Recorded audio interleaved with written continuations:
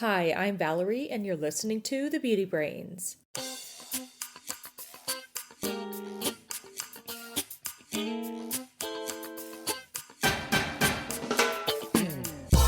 Welcome to The Beauty Brains, a show where real cosmetic chemists answer your beauty product questions and give you an insider's look at the cosmetic industry.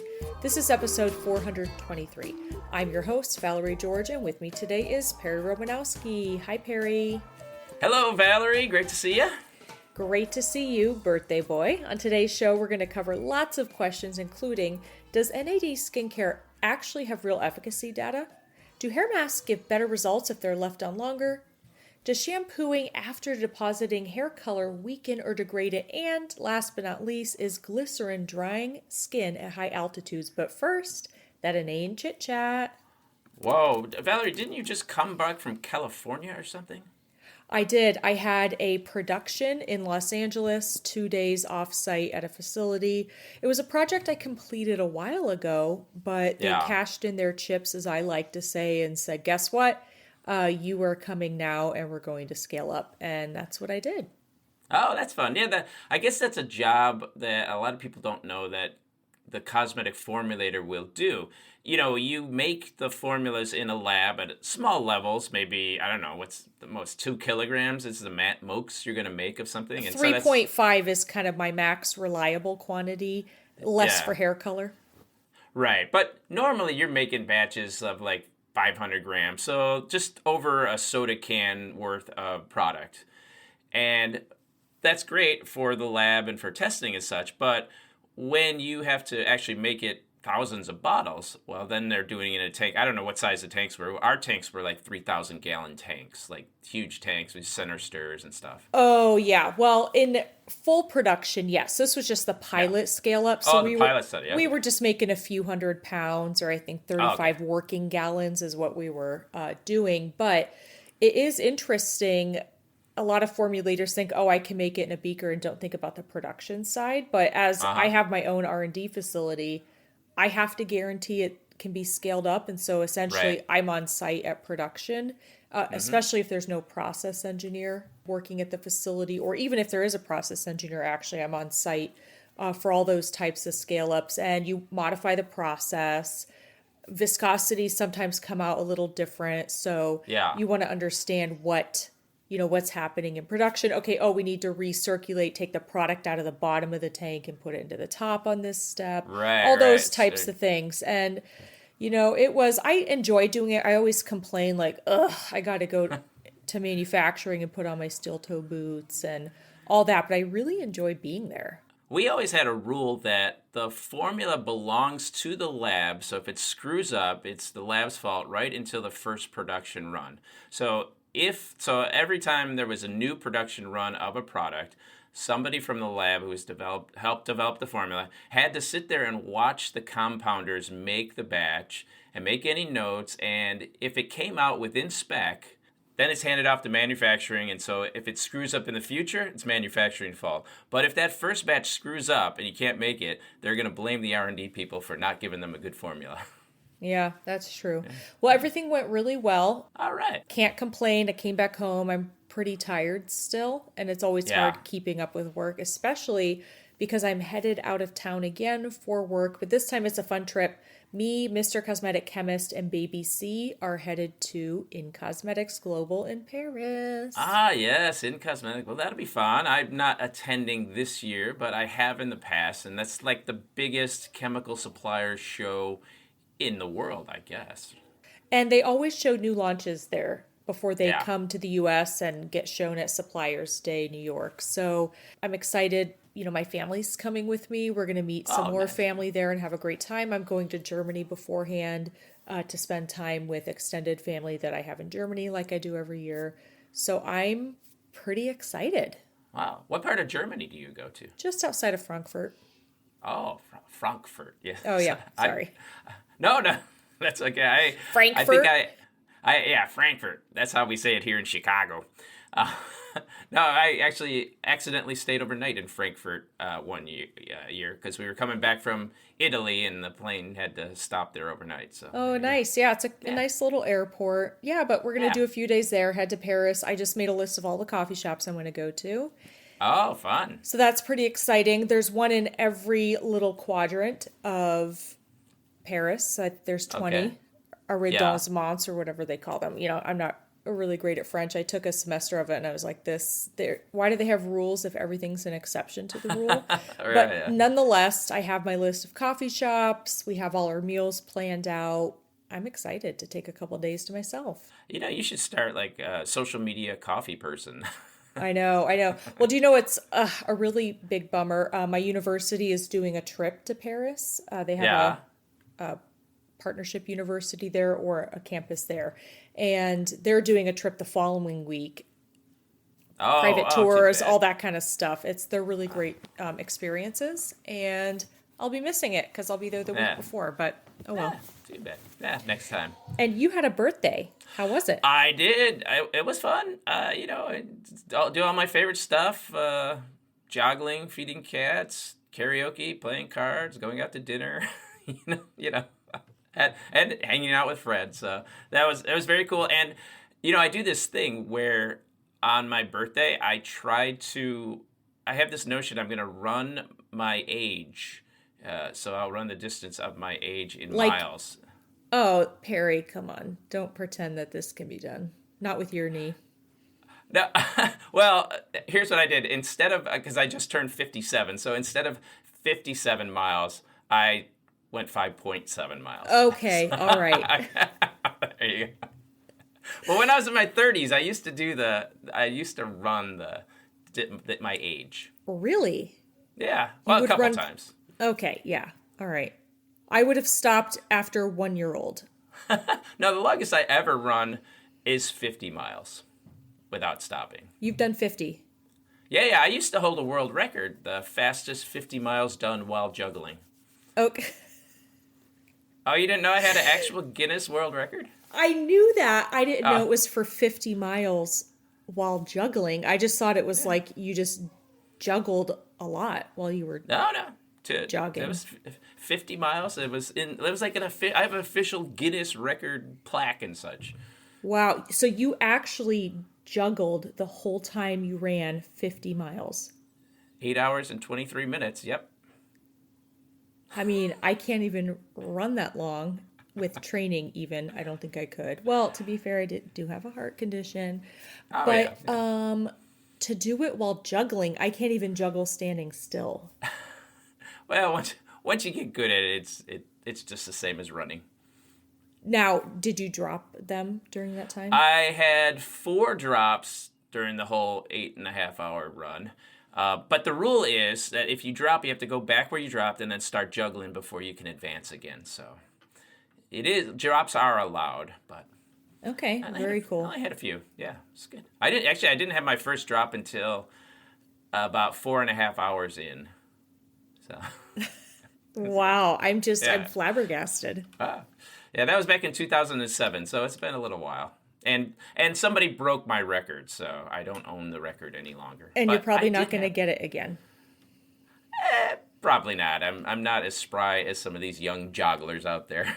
Oh, wow. Well, speaking of things that just happened, let's head over to beauty news.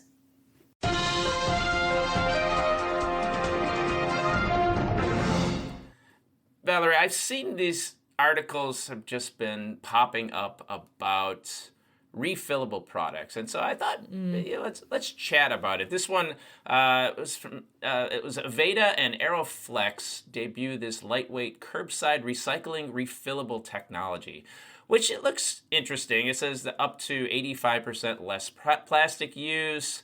It's supposed to be a neat squeeze, convenient, but it seems to me that refillables has been around in our industry for a long time, Many and years.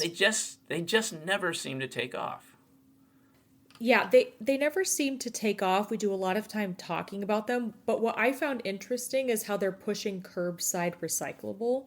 Yeah, That's a claim I really struggle with. Just because something could technically be recycled doesn't mean it's going to be recycled. right, absolutely, and I also think that I don't know. Do consumers really want to buy refills of stuff and put it in a container that they already have or something? I just don't think I've seen evidence that consumers want to do that.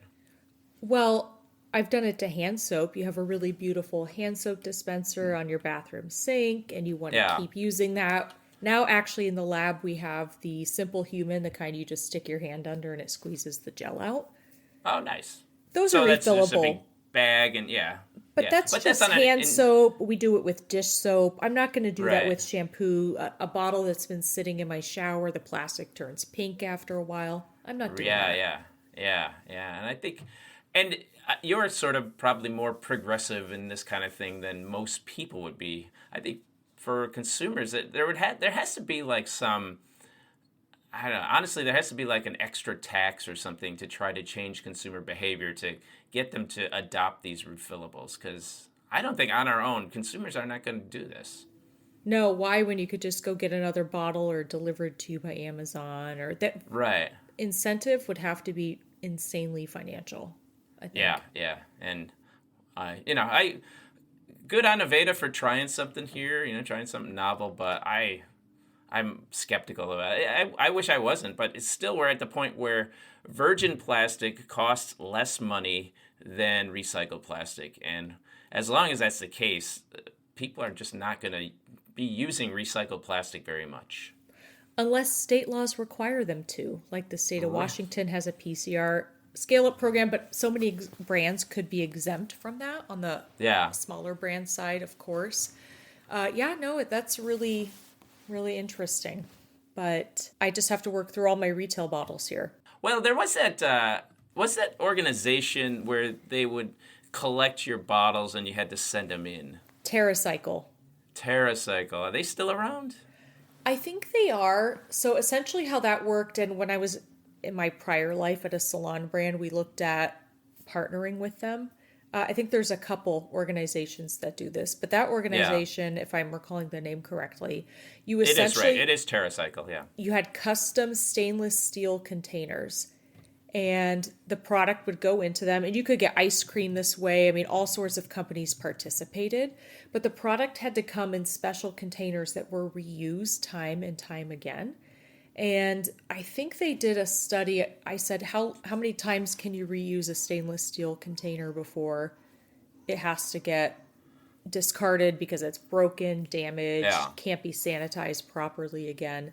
And I think the number at that time was like 10 uses. So I said, okay, well, what are the metrics to produce the steel to reuse it for the bottles? Because it seems pretty like energy intensive Right. to Right. be able to say it's better for the environment than plastic. And I couldn't really get the data or I don't recall it, but it wasn't impressive. Point being that they, after 10 uses of getting and reclaiming this stainless steel, they would sanitize it, return it to the brand. It just felt like a Uh lot huh. of work. Yeah. Yeah. And we're still making more bottles, more plastic bottles. So if they're having an impact, it isn't a huge impact as of yet. Yeah. Well, we do have some listener feedback from a few episodes ago. A few episodes back, Perry, maybe 5 or 6 at this point, we were talking about estrogen. And Right. Miriam wrote us and said that we might find an article interesting regarding facial estrogen creams. This research article she shared with us, we'll put it in the show notes. They essentially tested different products with different concentrations containing estrogen. And ultimately, the lack of estrogen in skin was a big impact, but the result of the facial cream was not very clear. Cheers, Miriam. I looked, it's episode 407. That's when we Wow, talked about 16 this. ago. Yeah, there you go. So she did share an article with us, which was published in, International Journal of Women's Dermatology. there you go. And essentially, the article that she shared with us was not actually new research, it was actually a review paper. And essentially, the conclusion that I was drawing from this is that the evidence that topical estrogen is going to improve your skin condition is pretty limited. And the authors themselves state after looking at all these review papers, more research is needed. The evidence that using these creams to improve your skin, it's promising, but it's certainly not strong enough, the evidence isn't strong enough to say that you should firmly recommend using these products. Now, if somebody has been using them and they like how their skin feels, keep using it. But it's not really a science-based thing because we just don't know. Well, we know that the lack of estrogen in skin plays a role, but I think where this focused was like the opportunity for commercialized products. My Right. takeaway from this, and this is just how I feel, like estrogen is a hormone, it does things in the body. Yeah. And this paper kind of left with like, we really need a lot more data because there are safety concerns. Like, should we be adding estradiol topically to skin? We need more information. And my instinct is, I don't know, safer than sorry. I'm going to avoid it. Yeah.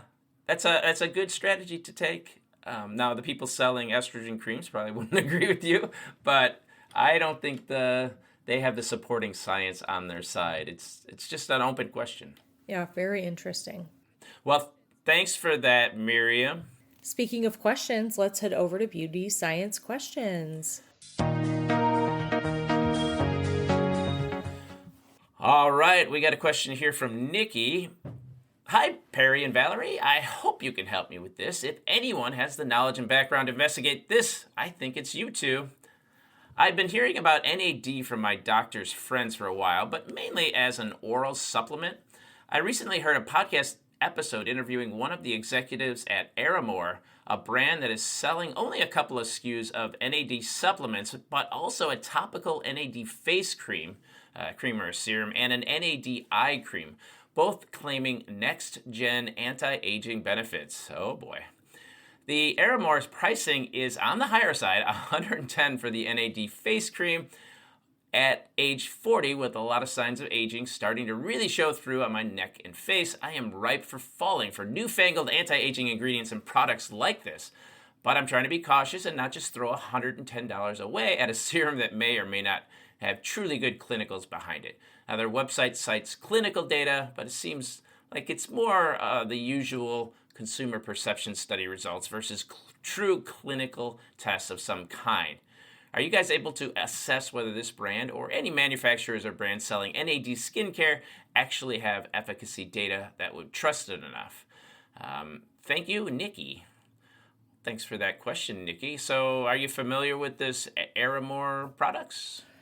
I'm not familiar with Aramore. I'm familiar with NAD in the skin. Yeah. We learned a lot about it when we studied biochemistry and talked about the Krebs cycle. NAD and NADH replenish each other. They're part of the... Involved in the ATP synthesis, ultimately. Exactly. Basically, the cell energy type process. Now, I went to the Aramore website, and I mean, I totally would try this. I'm not going to lie. Now, Okay. do I think it would work? Probably not. I just kind of like the imaging, and I'm sure the formulas are really nice. I don't know if I would take the supplement. I mean, probably not. I personally recommend against supplements just because I don't really trust that they're properly regulated in the U.S. Yeah, that's maybe you heard my hesitancy, but basically, yeah, I just, unless I know the company where they're made at, a lot of people produce supplements that I don't think should be producing supplements, that they're not doing all like the testing, and it can really damage your liver. So anyway, I went to the Aramore product page, and all the products are lined up on this little silver bookshelf. And do you know what it reminds me of? No. What's that? It reminds me of when you're at the doctor's office and you have to urinate in a cup, and you have to open this little metal door and put the product, put your pee on the shelf, and then close it. Wow.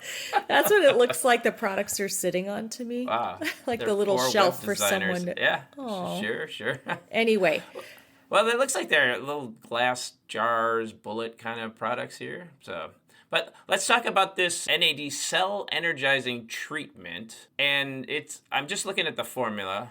Water, pentylene glycol, and then a thickener, an emollient. It takes a few ingredients to get us down to the phosphatidylcholine. I'm not so I don't know. I see there's a lot of standard humectants and stuff here. well, I'll tell you why I would try it. Because one, Okay. I really like the polymer that's used in the product. It All right. is a polymer that kind of melts into the skin. And The product, it's lightweight. It's not too heavy. It's not like a traditional cream per se, but this is really like, I mean, it's kind of creamy, but it's really like a lightweight gel type. And I think I would love it from a texture perspective. I also like Cap triglyceride on skin, which is the emollient that you mentioned. Now, would I try it because of the hydrogenated phosphatidylcholine or nicotinamide mononucleotide? I don't think topically that those are going to do a whole lot. Of course, they have some studies that show, the skin barrier strengthened, which is always something really great that you want to see. They have tons of before and after showing pigment is being reduced, which is always really nice. But I don't know that it's going to restore skin in the way that a consumer thinks they're going to be saved from this product. Yeah, I'm just looking at it. I'm a little skeptical just based on the claims and what they're showing. I see before and after pictures, and those kinds of things don't impress me much at all because it's so simple to not, you change the lighting a little bit, and it's so finicky to show really effects there. And so I don't really have much faith in before and after pictures. No, you're not a fan of before and afters at all. So I guess the bottom line is, it kind of is a lot of money for a cream. I think we've talked on previous episodes for every 1.7 ounces. This is probably about 6 weeks worth of product. 1 ounce, usually if you're applying it once every day, lasts you about a month. So 1.7 ounces is probably going to be, 6 weeks if you're doing your face and your neck and stuff like that. So if you're thinking that, hey, $110 is kind of a lot for that time period, you probably could get a lot of really great products for less money that have a similar texture. The polymer that's used, which is the hydroxyethyl acrylate sodium acryloyl dimethyl taurate copolymer, is a very popular polymer. And so I think you can find something that's pretty comparable. Is the NAD plus piece going to be beneficial? I don't know. I mean, there's other ingredients that are purported to improve NAD to NADH conversion within your skin. Niacinamide is one of them, but it has to be a pretty high amount of niacinamide in order to do that, and it has to be able to get into the skin and that kind of stuff. So I would say there's other things you could get that probably cost less money. I also find this developed by Harvard scientists. I mean, I don't know a lot of cosmetic chemists coming out of Harvard. No, not at all. Yeah. But then also I think too, I mean, if you're really worried about NAD plus, like I see there's companies online, med spas that really, you can get injections and I just, if you're only going to buy this product for the NAD plus regeneration, I don't know that this is what I would do. But as Valerie says, you might enjoy using it because it probably has a nice texture. Well, our next question comes to us from Diane with the dry hair. Hi, Beauty Brains. I love your show. Oh, and by the way, I'm not saying Diane has dry hair. She signed her name like that. Oh, yeah. Just so you guys don't think I'm making fun of Diane. Okay. No. Hi, Beauty Brains. I love your show, and I look forward to each episode. Question. Do masks really give improved results if you leave them on for longer periods of time, like 5, 10, or 30 minutes? And if so, what is the reason? Does it take longer for ingredients to penetrate or coat the hair, or can you use them as conditioners and leave them on for 1 to 3 minutes? And the same question goes for conditioners. If I leave them on longer, will I see improved results? Thank you, Diane with the dry hair. The first time I read this question, I thought she was talking about facial masks. Oh, like you put a facial mask on your hair? Yeah, I don't recommend that. No, not on your hair, not on your hair, on your face. Oh, okay. All right, but I got it. It's because she mentioned hair. So here's my thought on this. I can already tell by the tone of your voice we're going to disagree on this. Oh, goody. Well, I just know. We used to have this product called the 3-Minute Miracle or something. I thought you were going to say VO5, and I'm like, no, my God. No. There was a popular product, 3-Minute Miracle, right? And that was all there. And it was like in a packet and such, and it was like a once-a-week treatment.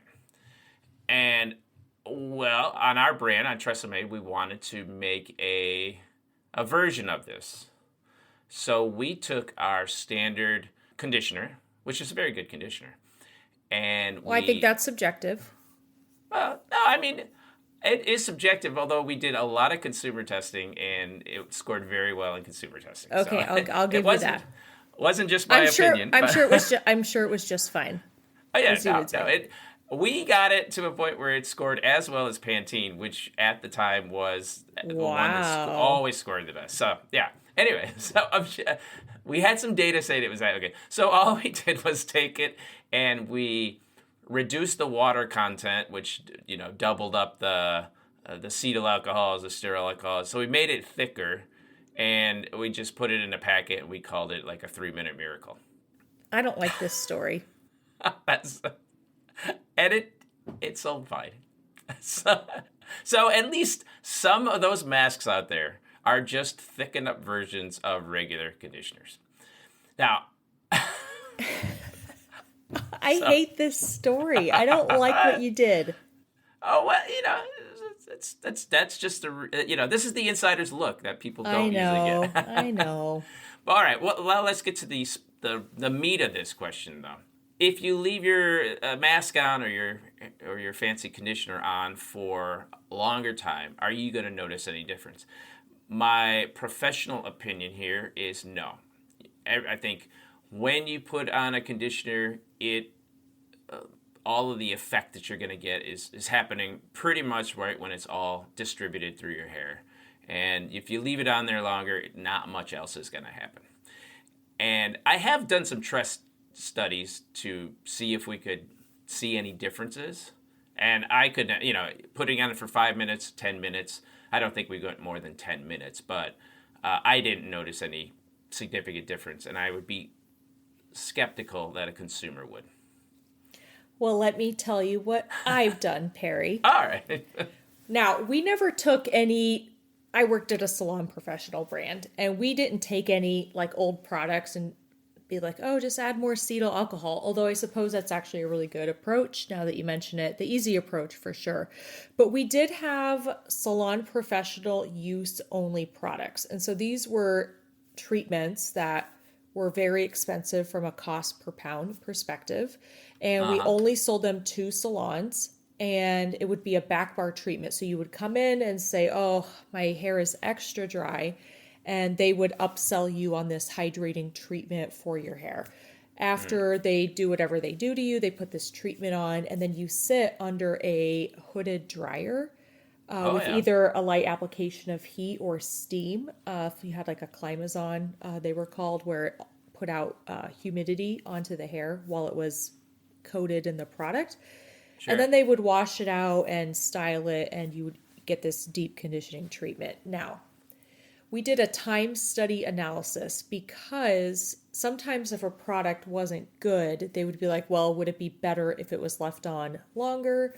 Or if they wanted to get best use instructions for a salon professional, we would time it at 5, 10, and 15 minutes, ambient temperature, in a hooded dryer, and under a Climazon with humidity. And I will say, when you were under the heat or heat with humidity, which is the Climazon, the results were a little bit better on hair for some of the treatments we were developing over room temperature processing. Sometimes at room temperature, we couldn't necessarily see a difference in time application. And I do agree, the way conditioners work, your hair is going to be instantly coated in this conditioning product, and the positively charged materials are going to stick to your hair pretty much right away. But I do think there are some materials that can penetrate or partially penetrate. And I think that's where you get some of the advantage. Depending on the formula, not every formula, you might get an advantage with some kind of like time and temperature instructions. Yeah. Honestly, I don't think I've seen any independent published research on this. So, right now we're just kind of going with our own experiences and the work that we did that honestly was unpublished. But just knowing the way these things work, once you put it on, it's pretty much is going to work how it's going to work. And I don't think beyond the experience of just leaving it on and feeling good. I mean, honestly, I put hair conditioner on and then I shave my face and then I rinse it off. I don't really think it helps any because I could just put it on and rinse it out. But, it's convenient for me to do that. So that's what I do. Now, what product is that? It's my own conditioner that I created. Okay, what if I created a conditioner and you did them half head and Ah, tried it? I'd totally do it.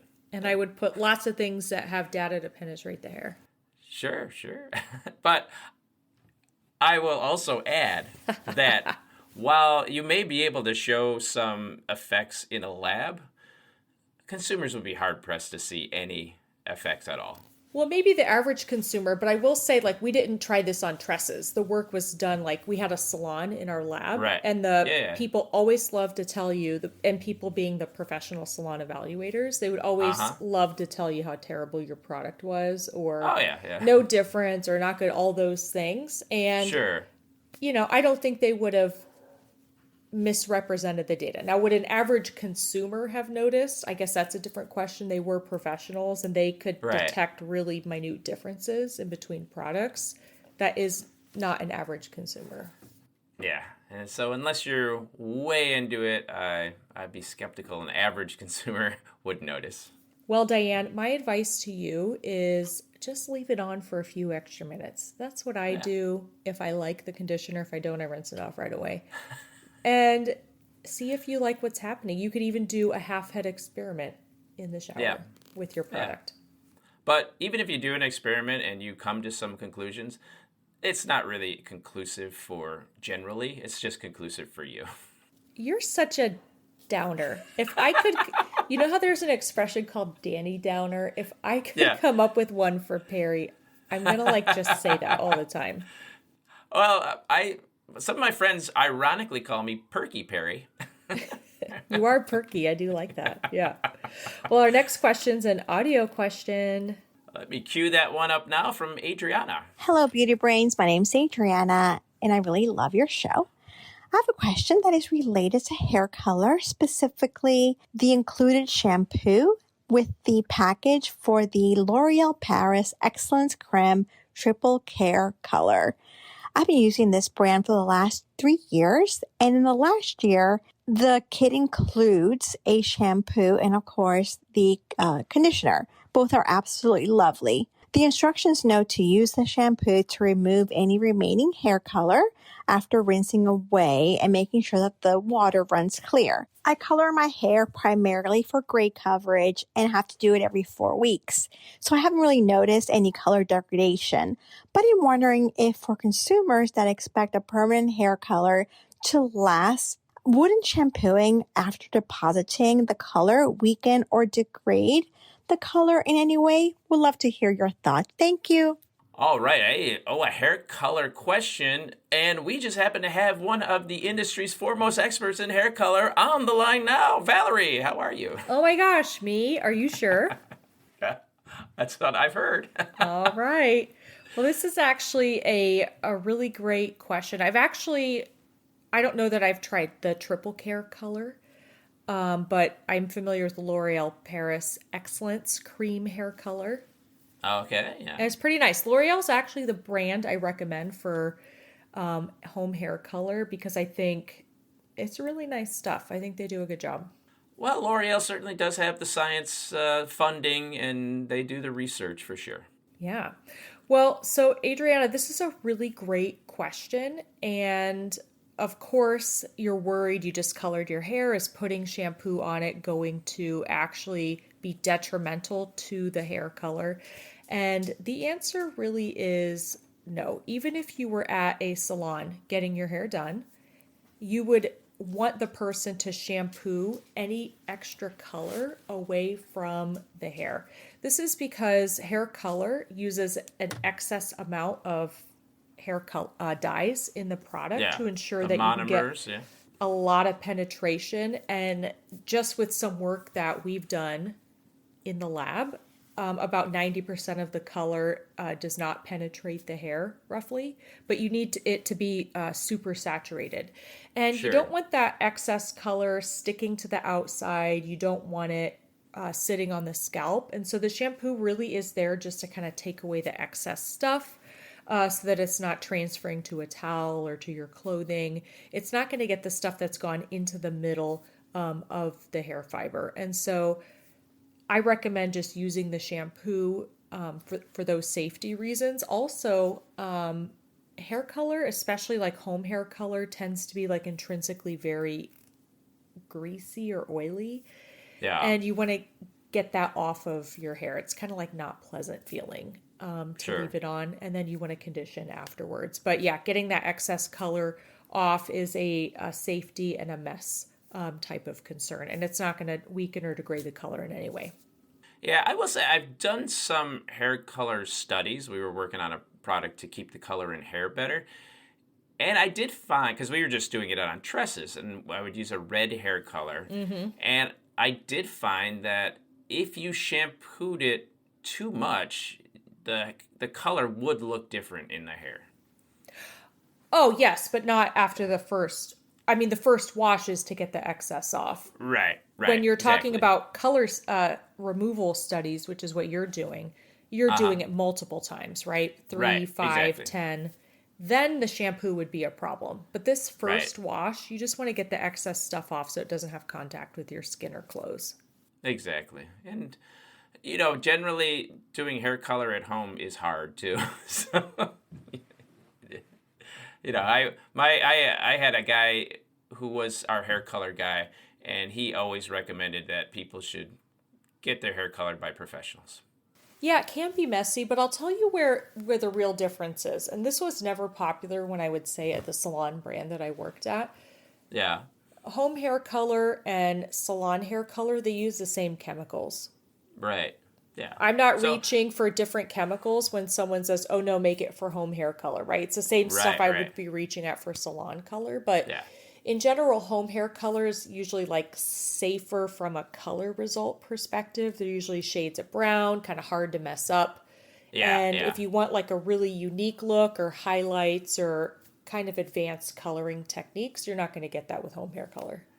Right. Right. I think that was kind of his point, was that just the whole mechanics of you having to put it on your own head and you're combing Yeah. it and you're not able to see somebody behind you taking care of your hair is just going to do a much better job. I can always tell when people color their own hair. Yeah. Yeah. Our next question and last question comes to us from Tammy. Hi, I live in a high altitude, 8 to 10,000 feet climate, very dry Whoa. southwest Colorado town. And I've heard that glycerin in skincare products for face, hands, and necks actually draw moisture from the stratum corneum, which is the outermost layer of skin, instead of the water in the air due to a lack of moisture in the air, causing drying of deeper skin layers. Most products I see have glycerin at the top of the ingredient list, so I'm wondering if you know of a product that has less glycerin for those of us living in low relative humidity environments. Thanks so much for all you two are doing to help educate us, Tammy. Well, this one is one that comes up every so often. And it's one of those skincare ideas. It sounds scientific, but I think it's way overblown. It is true that glycerin and other humectants, hyaluronic acid, for example, sodium PCA, they do attract water. And yes, if the very dry environment doesn't have a lot of moisture in it, it's not going to pull a lot of moisture out of the environment. But that doesn't mean it's going to suck the water out of your body into your skin. Because the thing is about products is that they don't just sell you just glycerin. There's also emollients in there. There's also occlusive agents. And so it's a whole formula. The glycerin is one part of that formula that can help to hold water. The rest of the formula too matters though too. And so just avoiding glycerin, there's no good reason, I think, to avoid glycerin, even if you're in the conditions that were described here.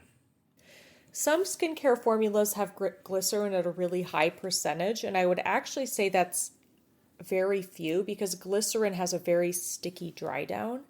And a Yeah. lot of people don't like that tacky phase, and you really, really notice it above even just a couple percent of glycerin, to be honest. I make my own facial toner, and I like to put 5% glycerin in there, and you can really feel the stickiness, but that's something I enjoy. Maybe you could use that percentage in a lotion, but for sure, Yeah. chemists are formulating with less than 5% glycerin in their formulas. And one of the biggest reasons is, yeah, you want to improve the feeling of the water phase, but it's primarily a freeze thaw situation. You want to help make the formula a little bit more stable. And for those reasons, I think it appears towards the top. It's usually used like at 1 or 2 or maybe 3% for a stability type purpose. And honestly, a lot of ingredients are just used less than that. So I think it looks like there's more glycerin in the formula than there actually is. Yeah. I will also say, though, glycerin is one of the best studied and most reliable moisturizing ingredients in cosmetics. If it was routinely drying people's skin out in different climates, we would have already known that. And formulators would have got away from that for those specific climates. It's traditionally never been a big issue, even though it's just one of those stories that sounds good. I don't think there's any validity to it. I mean, but 8 to 10,000 feet high is pretty high. You don't think it's a little extra dry up there? I notice a difference when I leave Texas and go to California in terms of humidity. No, it's 100% more. I mean, yeah, it's absolutely more drier up there. You go skiing and you're surrounded by snow and your skin feels very dry still, you know. That's true. I just don't think that the glycerin is contributing. In your skin products is a problem, you know. I would agree with that.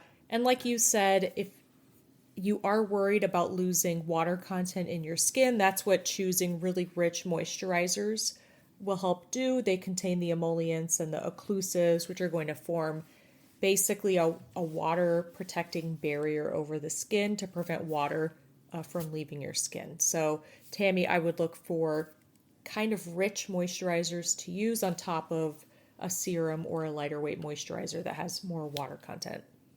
Yeah, and don't forget to buy your skiing pass for next year because they're going on scale now.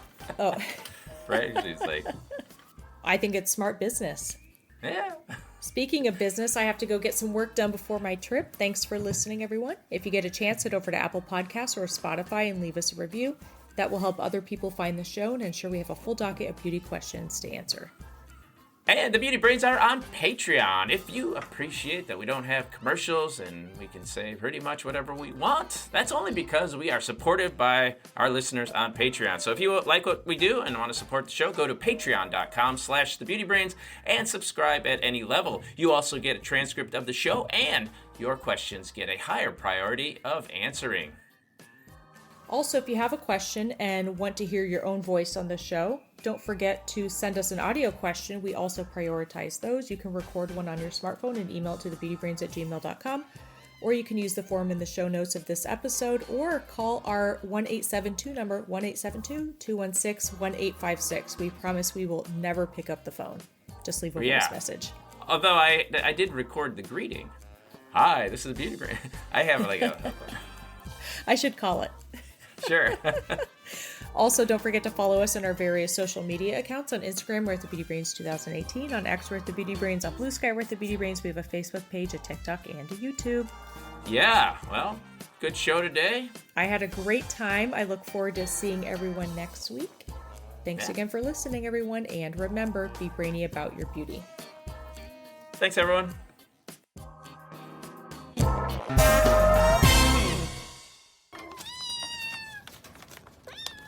Kittens.